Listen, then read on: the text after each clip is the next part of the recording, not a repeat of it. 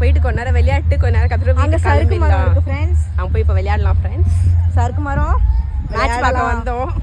Match அத பத்தி சொல்லாதீங்க. கஷ்டமா இருக்கு. நம்மளும் இதை பார்த்தோன்னே மேலே ஏறியாச்சு. ஏன்னா ரொம்ப நாள் கழிச்சு திருப்பி இதில் விளையாடுறோம்ல, யாருக்கு தான் அந்த ஹாப்பினஸ் இருக்காது. அப்புறம் என்ன, வழக்கம் போல் விளையாட ஆரம்பிச்சாச்சு.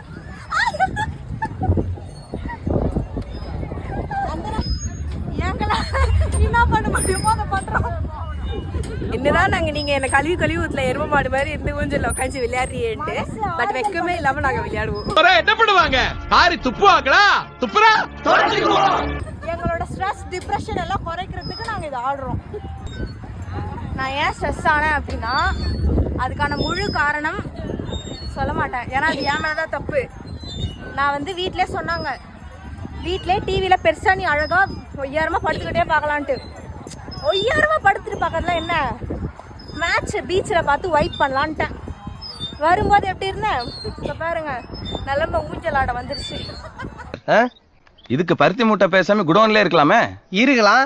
இவங்களுக்கு கொடுக்குற சம்பளத்துக்கு என்ன வேலை வாங்குறதுன்னே தெரியலையே. ஊஞ்சலாம் ஆடின்னு இருக்கேன். அவ்வளவுதான். இத்துடன் விடைபெறுகிறேன். நன்றி, வணக்கம்.